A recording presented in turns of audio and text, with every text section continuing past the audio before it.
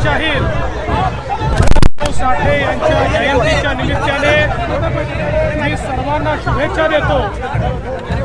लोकशाहीर अण्णाभाऊ साठेंनी जनसामान्यांमध्ये वाणीनं, आपल्या कवितांनी, आपल्या गीतांनी एक अत्यंत मोठी ऊर्जा तयार केली।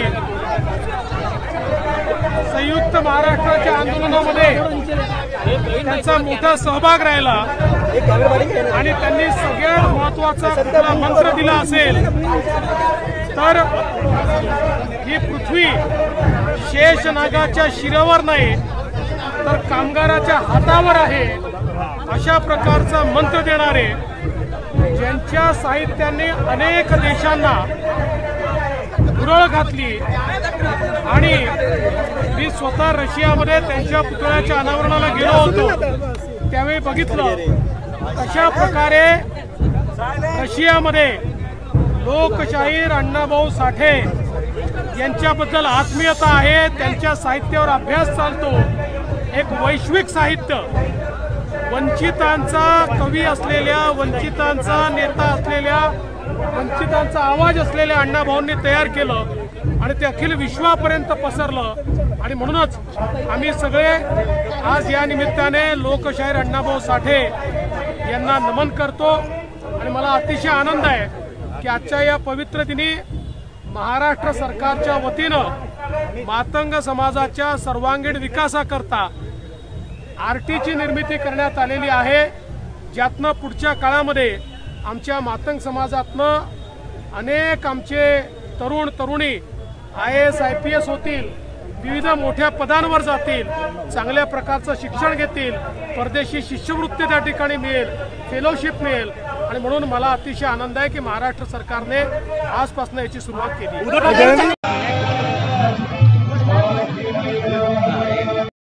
जयंती निमित्त तुम्ही काय शुभेच्छा देऊ इच्छिता? सर्वप्रथम विश्वभूषण परमपूज्य डॉक्टर बाबासाहेब आंबेडकर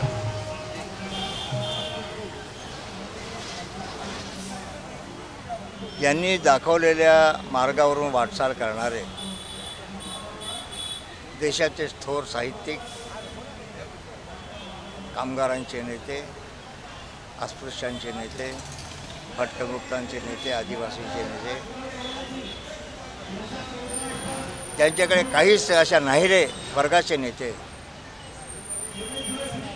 सुप्रसिद्ध ख्यातनाम साहित्यिक आणि शाहीर लोकशाहीर अण्णाभाऊ साठे यांची आज 104वी जयंती आहे। त्या जयंतीच्या शुभ पर्वावर सर्वांना मी हार्दिक शुभेच्छा देतो। आपल्या साहित्याच्या माध्यमातून जे परमपूज्य डॉक्टर बाबासाहेब आंबेडकर अभिप्रेत होतं ते समाज व्यवस्था परिवर्तनाचं कार्य आपल्या साहित्याच्या माध्यमातून करण्याचं अत्यंत महत्त्वाचं काम आणि मूलभूत काम अण्णाभाऊ साठेंनी केलं। बाबासाहेब आंबेडकरांची अतूट निष्ठा होती आणि म्हणून अत्यंत सुंदर पद्धतीनं, अत्यंत प्रभावी पद्धतीनं बाबासाहेबांबद्दल आपली श्रद्धा प्रकट करताना बाबासाहेबांनी दाखवलेल्या मार्गाने समाज गेला पाहिजे हे सांगण्यासाठी त्यांचं काव्य आहे। जग बदल घालून घाव सांगून गेले मला भीमराव, हे अण्णाभाऊ म्हणतात। समाजाने ऐकायला पाहिजे ना, ते आवश्यक आहे। आज ना उद्या हा समाज अण्णाभाऊंच्या दाखवलेल्या मार्गाने जाईल असा मला विश्वास वाटतो। दुसरी महत्त्वाची गोष्ट अशी, कथा, कादंबऱ्या, लघुनिबंध, कविता, काव्य आणि शाहिरीच्या माध्यमातून त्यांनी झोपलेल्या समाजाला जागा करण्याचं काम केलं। देशाला स्वातंत्र्य मिळालं, सर्व देश आनंदाने नाचत होता, बागडत होता, मिठाई वाटत होता। त्याच वेळेस मुंबईमध्ये अण्णाभाऊ साठेंनी, जे त्यावेळेस कामगारांचे नेते होते, नेतृत्वाने केलं, त्या मुंबईमध्ये त्यांनी एक मोठा मोर्चा काढला आणि मोर्चाची घोषणा काय होती? ये आज़ादी झूठी है, देश की जनता भूखी है। आज़ादी मिळाली, पण देशातील तमाम अस्पृश्यांना, शोषितांना, पीडितांना माणसासारखा जगण्याची मुक्ती नाही मिळाली, अधिकार नाही मिळाला। हे आंदोलन आहे आणि म्हणून अशा या आमच्या महाराष्ट्रामध्ये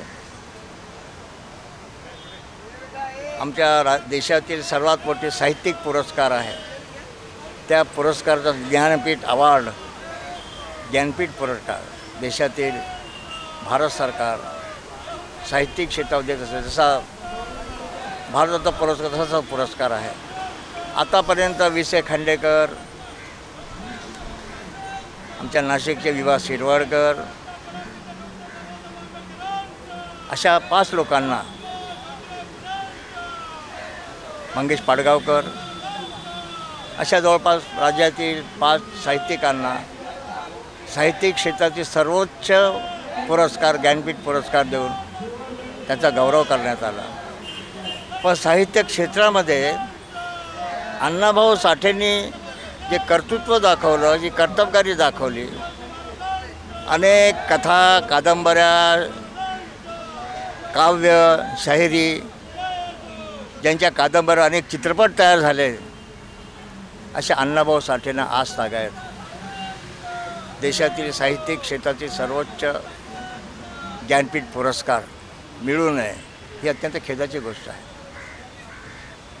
म्हणजे उपेक्षित वर्गात जन्माला येऊन देखील अभूतपूर्व काम ज्यांनी केलं, साहित्याच्या क्षेत्रामध्ये ज्यांनी अत्यंत मोलाचं योगदान दिलं, त्या अण्णाभाऊंना देखील ज्ञानपीठ पुरस्कारापासून उपेक्षित ठेवण्यात आलं। हे आमच्या देशाचं करंटेपण आहे आणि म्हणून अण्णाभाऊ साठेंना देशाचा सर्वोच्च नागरिक पुरस्कार, ज्याला भारतरत्न, यासोबतच साहित्य क्षेत्रातील ज्ञानपीठ पुरस्कार केंद्र सरकारने देऊन त्यांचा गौरव करावा, हेच खरं अभिवादन आजच्या अण्णाभाऊंच्या जयंती। तुमचं काय म्हणणं? कुठे अण्णाभाऊ साठे नाही, जसं इतरांचे स्मारकं होत आहे, आता हाच इथे या ठिकाणी पुरता किती आम्हाला हे करावं लागलं, संघर्ष करावा लागला। तेव्हा अण्णाभाऊ साठेंचं शासनाच्या वतीनं एक सुंदर अशा प्रकारचं प्रेरणा देणारं स्मारक महाराष्ट्र सरकारने करावं, अशी आमची महाराष्ट्र सरकारला विनंती आहे। आणि म्हणून आज अण्णाभाऊ साठेच्या 104वी जयंती जी आहे, त्या निमित्तानं महाराष्ट्र सरकारने जर अण्णाभाऊ साठेचं स्मारक शासनातर्फे तयार केलं जाईल ही घोषणा केली तर आम्हाला मोठा आनंद वाटेल। पुन्हा एकदा अण्णाभाऊ साठेच्या जयंतीच्या निमित्तानं सर्वांना मी हार्दिक शुभेच्छा देतो। धन्यवाद। जय भीम।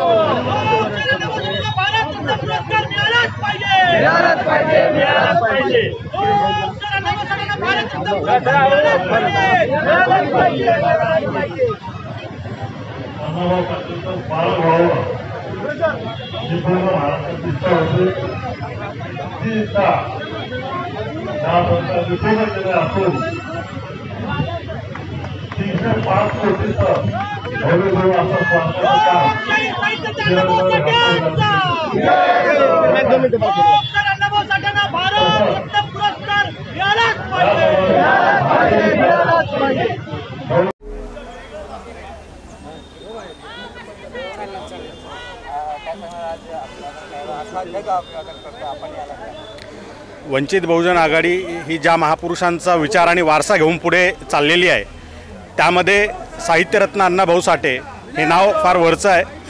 त्यांचा विचार हा जगाला दिशा देणार आहे। साहित्याच्या माध्यमातून अण्णाभाऊंचे विचार हे जगभरात विविध भाषातून वेगवेगळ्या देशांमध्ये अभ्यासले जात आहेत। दुर्दैवाने देशात त्या विचारांची म्हणाव्या तशी त्या पद्धतीने कदर केली जात नाही, ते विचार पोहोचू दिला जात नाहीत। त्यामुळे आज अण्णाभाऊ साठेंच्या जयंतीनिमित्त त्यांचा विचार जनमानसात रुजवणं, समतेसाठीचा लढ्याचा जो काही संघर्ष त्यांनी पुकारलेला होता तो अविरत सुरू ठेवणं आणि त्यांच्या विचारांच्या आधारावर असलेला समाज निर्माण करणं, या पद्धतीचं आज या ठिकाणी वंचित बहुजन आघाडीच्या वतीने त्यांना आदरांजली वाहण्यात येत आहे। त्यांच्या जयंतीनिमित्त त्यांना अभिवादन करण्यात येत आहे आणि साहित्यरत्न अण्णाभाऊ साठे यांना भारतरत्न पुरस्कार मिळावा, ही जी जनभावना आहे ती जनभावना पुन्हा एकदा या ठिकाणी वंचित बहुजन आघाडीच्या कार्यकर्त्यांनी बोलून दाखवलेली आहे। सरकारला आमची विनंती आहे की अण्णाभाऊ साठे यांना भारतरत्न पुरस्कार देण्यात यावा आणि वेगवेगळ्या माध्यमांच्या ज्या शाळा आहेत जिथे शालेय विद्यार्थ्यांचं मन घडवलं जातं, जिथे सुजाण नागरिक घडवण्याचं काम होतं, त्या सगळ्या प्रकारच्या सगळ्या भाषेतील माध्यमांच्या अभ्यासक्रमामध्ये साहित्यरत्न अण्णाभाऊ साठे यांच्या साहित्याचा समावेश करावा अशी मागणी या ठिकाणी आम्ही करत आहोत।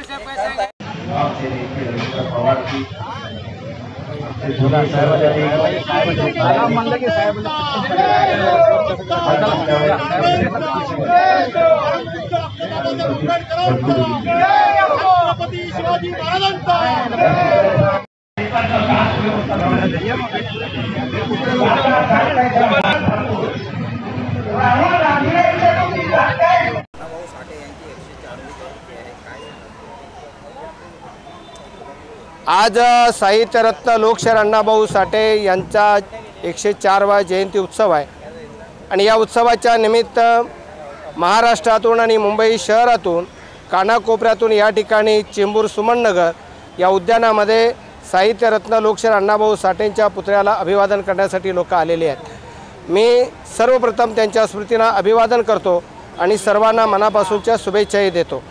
साहित्यरत्न लोकशाहीर अण्णाभाऊ साठे यांनी साहित्यातून सर्वसामान्य माणसांचा, शोषितांचा आवाज बुलंद केला।